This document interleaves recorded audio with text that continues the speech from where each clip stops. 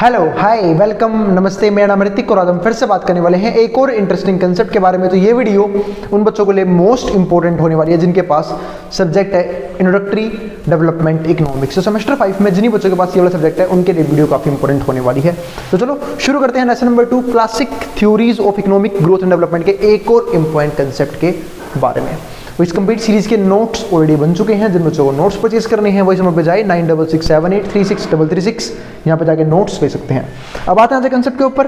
तो जो आज का हमारा कंसेप्ट है वो है स्ट्रक्चरल चेंज मॉडल्स। अब बात यह है कि भैया ये स्ट्रक्चरल चेंज मॉडल्स होता क्या है वो समझते हैं। तो थोड़ा चलते हैं हिस्ट्री की तरफ। अगर मैं हिस्ट्री की बात करूँ यानी कि पुराने समय की बात करूँ तो उस टाइम पे जो ज़्यादातर जनता थी वो सिर्फ किस पे इन्वॉल्व थी, एग्रीकल्चर पे। यानी कि हमारे इकोनॉमी में 3 तरह के सेक्टर होते हैं, primary, secondary, tertiary. Primary sector में क्या होता है, जो लोग सिर्फ और सिर्फ नेचुरल रिसोर्सेज पे डिपेंडेंट है या फिर एग्रीकल्चर पे डिपेंडेंट है। For example agriculture, fishing, mining, इन सब पे जो डिपेंडेंट है उसमें क्या बोलते हैं, प्राइमरी सेक्टर का पार्ट बोलते हैं।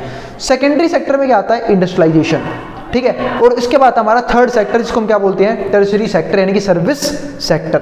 अब इसमें क्या होता है वो हम डिस्कस करेंगे। तो ये हमारे 3 सेक्टर थे, ठीक है। तो सबसे ज़्यादा लोग जो थे वो पुराने समय में प्राइमरी सेक्टर पे इन्वॉल्व थे।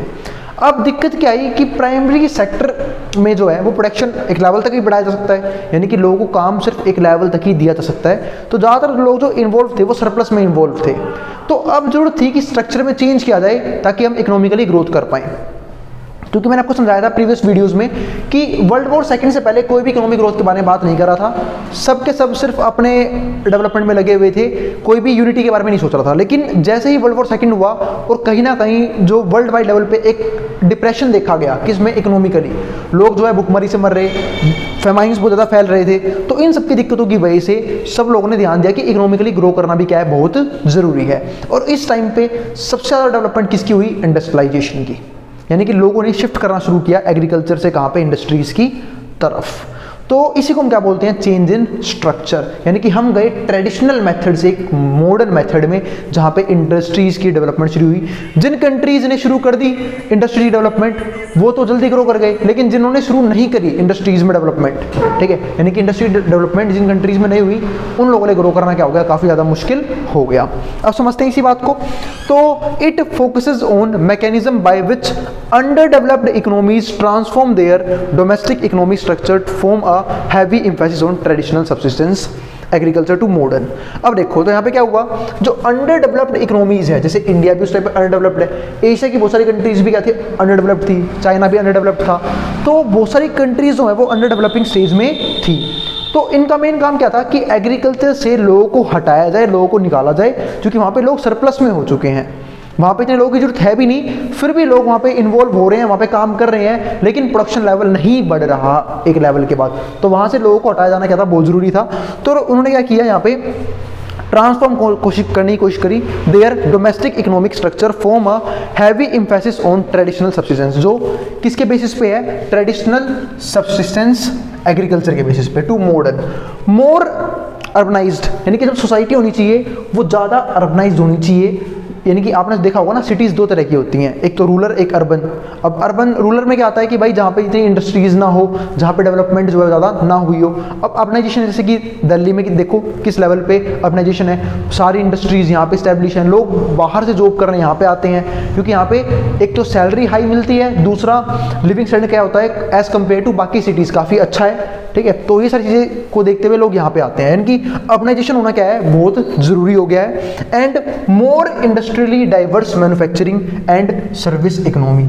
और मैन्युफैक्चरिंग में जो है वो डाइवर्सिफिकेशन आना ही बहुत जरूरी है कि लोग जो है अलग अलग तरह के गुड्स को और सर्विस को जनरेट करें और सर्विस सेक्टर में भी क्या हो, इन्वॉल्व हो। आज आप इंडिया को ही देख लो, इंडिया में एग्रीकल्चरल सेक्टर काफ़ी बढ़िया चल रहा है, ठीक है। दूसरा इंडस्ट्रियलाइजेशन अभी इंडिया में होनी बहुत लेवल पे बाकी है। लेकिन अगर मैं थर्ड सेक्टर की बात करूं, सर्विस सेक्टर, तो यहाँ पे सबसे ज़्यादा लोग एम्प्लॉयड हैं काम करने के लिए। तो ये चीज़ भी है एक। अब आगे देखते हैं the Lewis theory of economic development. अब बात यह है कि भैया Lewis theory of economic development है क्या, इसको डिस्कस करते हैं। तो हमने तो देख लिया कि स्ट्रक्चरल चेंज जो है वो आना क्यों जरूरी था और क्यों लाया गया और क्यों इंडस्ट्रियलाइजेशन को इतना बढ़ावा दिया गया, ताकि जो इकोनॉमिकली है हर एक कंट्री जो है वो ग्रो कर पाए, एग्रीकल्चर से बाहर आए, ठीक है, और कहाँ पे जाए, इंडस्ट्रीज में या फिर सर्विस सेक्टर में इन्वॉल्व हो, यानी कि और जो तरह के गुड्स और सर्विस है उन सबकी प्रोडक्शन में लगे लोग। अब आते हैं आगे, the Lewis theory of economic development. ये थ्योरी आप ये कह सकते हो कि इसी चीज़ के बेसिक के ऊपर है कि कैसे इकोनॉमिकली जो हम डेवलप कर सकते हैं। अब यहाँ पर देखते हैं, under developed economy consist of two sector, traditional over populated rural subsistence sector. अब देखो, एक अंडर डेवलप्ड इकोनॉमी है, वहाँ पे दो तरह के सेक्टर होते हैं, एक तो ट्रेडिशनल ओवर, एक तो ट्रेडिशनल लोग वहाँ पे रहेंगे, यानी कि लोग जो है ट्रेडिशनल मेथड्स को फॉलो करेंगे, फार्मिंग करेंगे, एग्रीकल्चर में इन्वॉल्व होंगे, ठीक है, तो इन चीज़ों में इन्वॉल्व होंगे और प्रोडक्शन करने की कोशिश करेंगे। दूसरा ओवर पॉपुलेटेड होंगे, मतलब जितने लोगों की जरूरत भी नहीं है उतने लोग काम में इन्वॉल्व होंगे। जैसे आप इंडिया के हालात देख लो, अब इंडिया में क्या है, लोग बहुत सारे हैं जो हमारे क्या है अनएम्प्लॉयड है, लेकिन एम्प्लॉयमेंट जो है जनरेट नहीं की जा रही। बहुत सारे लोग अभी भी कहाँ पे इन्वॉल्व है, एग्रीकल्चर में इन्वॉल्व है, लेकिन वो वहाँ पे प्रोडक्शन को इंक्रीज नहीं कर पा रहे, तो वहाँ से ही पैसा नहीं आ रहा, जीडीपी में कोई खास रोल नहीं दिख रहा उन लोगों का। दूसरा, इंडस्ट्रियलाइजेशन हो नहीं रही है, इसी की वजह से अनएम्प्लॉयमेंट और ज़्यादा है। जो लोग इन्वॉल्व है भी वो वहाँ पे इन्वॉल्व है, सर्विस सेक्टर में ज़्यादातर लोग इन्वॉल्व हैं, तो ओवर पॉपुलेटेड हो सकता है वो। Rural subsistence sector categorised by zero marginal labour productivity. ज़्यादातर लोग जो हैं वो रूरल एरिया में अपने छोटे मोटे काम करके अपना गुजारा चला रहे हैं, यानी कि इकोनॉमिक एक्टिविटी जो है ज़्यादा बेहतरीन लेवल पे नहीं हो रही। तो रूरल सब्सिस्टेंस जो है वो क्या है, काफ़ी ज़्यादा है। Sector categorised by zero marginal labour productivity, ठीक है, इसका मतलब कोई भी, अब देखो जीरो मार्जिनल प्रोडक्टिविटी का मतलब क्या है कि लोग तो बढ़ रहे हैं लेकिन प्रोडक्शन लेवल नहीं बढ़ रहा, तो लोगों के बढ़ने का फायदा क्या है भाई, एक सिंपल सी बात है। अब यहाँ पे लेबर क्या होता है, लेबर काम करता है इनपुट की तरह, जिनको प्रोडक्शन फंक्शन नहीं पता है वो मैं एक्सप्लेन कर देता हूँ। प्रोडक्शन फंक्शन दो तरह के होते हैं, यहाँ पे देख लेते हैं, कहाँ पे देख लेते हैं, यहाँ पे देख लेते हैं। तो प्रोडक्शन फंक्शन दो तरह के होते हैं, एक होता है शॉर्ट रन का, एक होता है लॉन्ग रन का। शॉर्ट रन में क्या होता है, कैपिटल कॉन्स्टेंट होती है, हम लेबर में चेंज करते हैं। लॉन्ग रन में दोनों चीज़ें क्या होती हैं, चेंजेबल होती हैं, यानी कि दोनों चीज़ों में चेंज किया जाता है अगर हमें आउटपुट का लेवल इंक्रीज करना है तो। अब एक सिंपल सी बात है, अगर कोई भी प्रोडक्शन करने की जगह है वहाँ पे अगर मैं लेबरों को इंक्रीज कर रहा हूँ, उसका एक मेन रीजन क्या होगा कि मुझे प्रोडक्शन लेवल बढ़ाना है। लेकिन हो क्या रहा था, अब एग्रीकल्चर है, ज़्यादातर लोग एग्रीकल्चर में घुस तो रहे हैं, अब इतने लोग घुस चुके हैं, लेबर आ रहे हैं नए नए, लेकिन दिक्कत क्या है, एग्रीकल्चर में डेवलपमेंट हो नहीं रही है, लोग जो है वो और ज़्यादा गुड्स नहीं जनरेट कर पा रहे। तो जिसकी वजह से क्या हो रहा है कि कहीं ना कहीं में क्या देखने को मिला कि यहाँ पे सरप्लस में लोग इन्वॉल्व हैं, लेकिन सरप्लस में लोग इन्वॉल्व तो हैं लेकिन प्रोडक्शन लेवल फिर भी नहीं बढ़ रहा, तो लोगों को यहाँ से निकाला जाए, कुछ और काम किया जाए। फॉर एग्जाम्पल मैं इसको एक एग्जाम्पल देता हूँ, मान लो कोई काम मैं कर रहा हूँ, उसी काम को मैंने डिवाइड कर दिया दो जनों में कि भाई ये भी वो काम कर लेगा, वो भी वो काम कर लेगा। अब होगा क्या, काम एक ही है, पैसा उतना ही आएगा। अब तीन लोग इन्वॉल्व हो गए, तो खामखा इन्वॉल्व नहीं हुए, वो दो लोग जो मैंने खामखा इन्वॉल्व करे हैं वो कहीं और भी तो इन्वॉल्व हो सकते थे, ठीक है, तो ताकि पैसा क्या है, एक्स्ट्रा है। वही चीज, वही सेम कहानी यहाँ पे है कि लोग जो है वो खामखा एग्रीकल्चर में इन्वॉल्व हो रहे हैं, लेकिन एग्रीकल्चर से इतना पैसा आ नहीं रहा, तो वो एग्रीकल्चर छोड़ के बाकी सेक्टर में क्यों नहीं घुसते, या तो वो इंडस्ट्रियलाइजेशन में जाएं भाई, प्रोडक्शन करें और भी गुड्स और सर्विसेज का, या फिर सर्विस सेक्टर में चले जाएं, टर्शरी सेक्टर में, वहाँ जाके सर्विस प्रोवाइड करें लोगों को। तो ये चीज़ थी यहाँ पे जरूरी। तो इसी को इन्होंने क्या बोला, जो हमारे लेविस थ्योरी में ये गिवन थी कि जीरो मार्जिनल लेबर प्रोडक्टिविटी, कि लोग इन्वॉल्व हो रहे हैं लेकिन किसी भी तरह का एडिशनल आउटपुट जनरेट नहीं हो रहा उनके द्वारा, आउटपुट का लेवल सेम है। अगर मान लो पहले भी 100 लोग इन्वॉल्व थे एग्रीकल्चर में, तब भी 100 टन अनाज उग रहा था, अब 100 से 200 लोग हो गए, अब भी 100 टन अनाज उग रहा है, तो फायदा क्या हुआ इन 100 लोगों के बढ़ने का, कोई बेनिफिट नहीं हुआ। तो इनको निकाला जाए यहाँ से एग्रीकल्चर से, किसी और काम में इन्वॉल्व किया जाए इन्हें, ताकि जीडीपी में कुछ ना कुछ ग्रोथ देखने को मिले। अब आए क्या था हमारे यहाँ पे, Lewis to classify this as surplus labour can be withdrawn from traditional agricultural sector. इसी बात को लेके लुइस ने अपनी एक थ्योरी दी, उन्होंने क्या बोला कि सरप्लस लेबर जो है वो विड्रॉ होनी चाहिए, कहाँ से विड्रॉ होनी चाहिए, ट्रेडिशनल एग्रीकल्चर सेक्टर से। इसी को हम एक चीज़ और बोलते हैं, इसे बोलते हैं छिपी हुई बेरोजगारी, कि लोग अपने आप को दिखा तो रहे हैं हम काम में इन्वॉल्व हैं लेकिन वो काम में इन्वॉल्व नहीं होते। यानी कि सपोज करो कि मैंने एक कमरे के अंदर जो है पहले 5 लोगों को लगाया पेंट करने के लिए, वो 5 लोग जो हैं वो उस कमरे में एक दीवार को एक दिन में पेंट कर देते हैं। अब क्या हुआ, मैंने 8 लेबर को लगाया था ये काम जल्दी हो, अब 8 लेबर को लगाया, ठीक है, तो लेकिन अभी भी जो है वो एक दिन में एक ही दीवार पेंट हो रही है, तो क्या फायदा हुआ 3 और लेबर को लगाने का, कोई आउटपुट खास तो जनरेट हुआ नहीं। हाँ अगर वो 1.5 दीवार पेंट कर देते, 2 दीवार पेंट कर देते तो मैं मानता हाँ भाई कि लेबर बढ़ाए हैं तो काम ज़्यादा तेजी से हो रहा है, लेकिन यहाँ पे तो प्रोडक्शन बढ़ा ही नहीं, तो प्रोडक्शन नहीं बढ़ा तो भाई निकालो कामों से। तो एग्रीकल्चर सेक्टर से लोगों को निकाला जाए without any loss of output. लेकिन एक चीज़ का और बोलना इन्होंने कि भाई आउटपुट में लॉस होना चाहिए, जितना अनाज पहले आ रहा था उतना अनाज अभी भी आना चाहिए, बस लोगों को निकाला जाए और जितने लोगों की जरूरत है असली में एग्रीकल्चर सेक्टर में सिर्फ उतने ही लोग यहाँ पे इन्वॉल्व होने चाहिए। And high productivity modern urban industrial sector into which labour from subsistence sector is gradually transferred. और फिर इन्हें कहाँ पे करना चाहिए, शिफ्ट अर्बन इंडस्ट्रियल सेक्टर में, into which labour from subsistence sector is gradually transferred. मतलब एग्रीकल्चर के लोगों को हटाओ, उन्हें ट्रांसफर करो या तो इंडस्ट्रीज में या फिर सर्विस सेक्टर में, लेकिन यहाँ मत रहने दो क्योंकि यहाँ पे ये लोग सिर्फ खामा भीड़ बढ़ा रहे हैं, प्रोडक्शन लेवल इंक्रीज नहीं हो रहा। इसी सेम चीज़ को उन्होंने ग्राफ पे दिखाया। अब ये देखते हैं पहले यहाँ पे ट्रेडिशनल सेक्टर में क्या हो रहा था। अब देखो क्वांटिटी ऑफ लेबर जो है वो यहाँ से यहाँ पे भी देखो ये है जो है ये सरप्लस है, सरप्लस लेबर यहाँ पे इन्वॉल्व है, लेकिन प्रोडक्शन लेवल सेम ही है दोनों का। प्रोडक्शन लेवल क्या हो रहा है, सेम ही हो रहा है, मतलब लेबर कम हो तब भी प्रोडक्शन लेवल उतना ही है, और लेबर बढ़ा दी तभी प्रोडक्शन नहीं बढ़ रहा, प्रोडक्शन लेवल क्या है, सेम है। तो ऐसे केसेस में उन एडिशनल लोगों के अंदर जाने का कोई बेनिफिट नहीं था, उन्हें निकाला जाना वहाँ से बहुत ज़रूरी था। इसी चीज़ को यहाँ पे समझाया है। यहाँ पे क्या समझाया है कि जितनी ज़्यादा लेबर होगी, क्वांटिटी वाली जितनी ज़्यादा लेबर होगी तो टोटल प्रोडक्ट उतना ही बढ़ेगा। जब लेबर कम थी प्रोडक्ट कम था, लेबर फालतू हुई प्रोडक्ट बढ़ गया, लेबर और फालतू हो गए प्रोडक्ट यहाँ पहुँच गया।